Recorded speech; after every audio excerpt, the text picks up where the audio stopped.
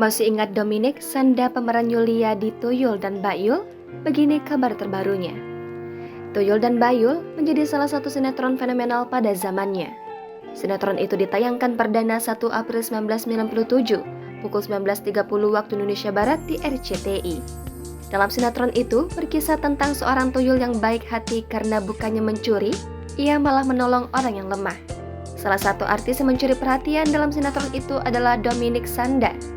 Seperti diketahui, Mbak Yul adalah satu-satunya manusia yang mampu melihat tuyul baik tersebut. Pemeran Mbak Yul beberapa kali sempat diganti. Namun, Dominic Sanda adalah sosok yang paling berkesan dalam memainkan peran Mbak Yul tersebut. Lama tak terlihat di layar kaca, lantas seperti apa kabar terbaru Dominic Sanda? Lahir pada 8 November 1976, pemilik nama lengkap Reni Dominic Sanda itu kini telah menginjak usia 46 tahun. Meski menginjak usia 46 tahun, pesona cantik Dominic Sanda tak pernah memudar. Bahkan dirinya juga terlihat awet muda hingga sekarang.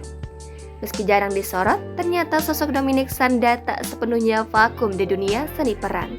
Hingga saat ini, artis asal Jakarta itu masih terlihat di sejumlah film.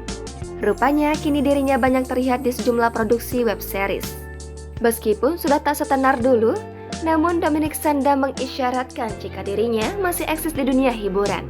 Melalui Instagram pribadinya, Dominic Sanda rutin membagikan potretnya. Tampak dirinya juga kerap mengabadikan momen aktivitas kesehariannya di sosial media. Pada salah satu unggahan di Instagramnya, terlihat Dominic Sanda membagikan potret barunya dengan rambut pendek. Dalam foto, ia juga melihatkan senyum sumringahnya ke arah kamera. Gaya penampilannya dengan rambut pendek juga terlihat pas dalam dirinya. Sebagai rekan artis pun turut memberikan komentar pujian di unggahan itu.